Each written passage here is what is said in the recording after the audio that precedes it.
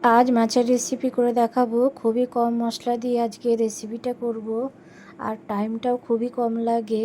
এই রেসিপির জন্য এখানে 3টে কাতলা মাছ নিয়েছি। সামান্য লবণ আর কিছুটা হলুদ দিয়ে মাছগুলোকে কিছুক্ষণ মেখে রেখে দেব। ভিডিওটা শেষ পর্যন্ত থাকবেন। রেসিপিটা যেমনই করতে কম টাইম লাগবে, খেতেও অসাধারণ লাগে। ট্রাই করে দেখবেন কেমন হয়েছে রেসিপিটা।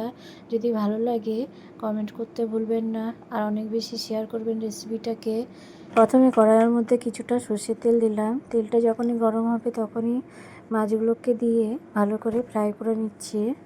রেসিপি যদি ভালো লাগে চ্যানেলটাকে সাবস্ক্রাইব করে অনেক বেশি শেয়ার করবেন। এখানে মাছটা ভাজা হয়ে গেছে। ওই একই তেলের মধ্যে এখানে কিছু পটলকে পাতলা করে কেটে নিয়েছি, সেটা দিচ্ছি। সামান্য লবণ দিয়ে পটলটাকে ভালো করে ফ্রাই করে নিচ্ছি। এইভাবে হলে তখনই নামিয়ে নেব। আরও কিছুটা পরিমাণে এখানে সর্ষের তেল দিচ্ছি। ওই তেলের মধ্যে সামান্য গোটা জিরে দিলাম। এবার দুটো আলুকে পাতলা করে কেটে নিয়েছি, সেটা দিচ্ছি। সামান্য লবণ দিয়ে এবার আলুগুলোকে কিছুক্ষণ ফ্রাই করে নেব। অন্যদিকে এক টুকরো আদা আর 2 চামচ জিরেকে পেস্ট করে দিলাম। মশলাটা যতক্ষণ না কষবে ততক্ষণ এখানে গ্যাসের আঁচটাকে একবারে মিডিয়াম করে রেসিপিটা করব। সামান্য লঙ্কার গুঁড়ো দিয়েছি। মাছের রেসিপিতে লঙ্কার পরিমাণটা একটু বেশি থাকলে একটু ভালোই লাগে, আর এই লঙ্কাটা একটু ঘরের বলে 1 চামচ দিচ্ছি অল্প পরিমাণে। এখানে একটু হলুদের গুঁড়ো দিয়েছি। এবার মশলা থেকে যতক্ষণ না কাঁচা ভাবটা যাবে ততক্ষণ এইভাবে কষিয়ে নেব।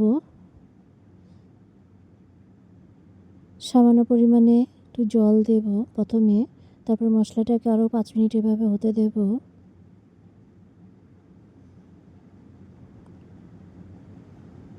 এবার 2 বাটি জল দেব, দিয়ে ঢাকনা দিয়ে আরও 10 মিনিট রেখে দিচ্ছি।